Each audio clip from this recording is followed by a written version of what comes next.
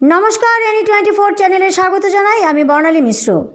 গতকাল অর্থাৎ 6 ডিসেম্বর শুক্রবার দিন বদরপুর জুমবস্তির স্থায়ী বাসিন্দা 24 বছরের সুদীপা চক্রবর্তী শিলচর টিকরবস্তি এলাকার অস্থায়ী বাসভবনে হিউম্যান সায়েন্স ফোরামের মাধ্যমে মরণোত্তর দেহদানের অঙ্গীকারপত্রে স্বাক্ষর করেন। সাক্ষী হিসেবে উপস্থিত ছিলেন মা শিখা চক্রবর্তী।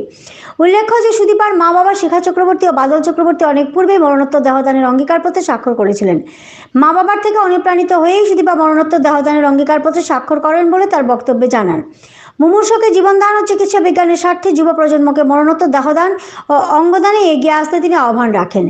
এই দিনের অঙ্গীকার পর্বে ফোরামের কাছাড় জেলা কমিটির পক্ষ থেকে উপস্থিত ছিলেন সম্পাদক সমীর বোস, সদস্য পিঙ্কি দাস ও শেলি দেব। অঙ্গীকার পর্ব শেষে স্বাক্ষরপত্রের প্রতিলিপি সুদীপার হাতে তুলে দেন সমীর বোস। সমাজ ও চিকিৎসা বিজ্ঞানের স্বার্থে তার এই অবদানের জন্য ফোরামের পক্ষ থেকে সাধুবাদ জানানো হয়। আপনারা এই খবরটি দেখছেন এনি 24 চ্যানেল থেকে। এভাবে খবর পেতে হলে আমাদের চ্যানেলকে সাবস্ক্রাইব করুন এবং ফেসবুক পেজটি ফলো করে পাশে থাকুন। দীপা চক্রবর্তী, আমি মধুপুর থাকি, কিন্তু কাজের সূত্রে আমি এখন শিলচরে আছি।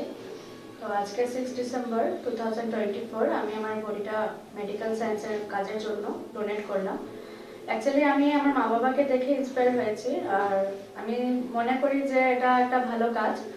তো সবার এটা মানে এটাতে থাকাটা দরকার। আমাদের মতো ইয়াং জেনারেশন যদি আসে তাহলে অনেক মানুষ ইন্সপায়ার হবে এটা থেকে, কারণ অনেক কিছু হয়, অনেক সময় আমাদের অনেক অর্গান ইয়ার জন্য অনেক মানুষের অনেক লস হয়ে যায়। তো আমাদের যদি কোনো কাজে লাগে তাহলে আমি মনে করি এটা অনেকটাই ভালো।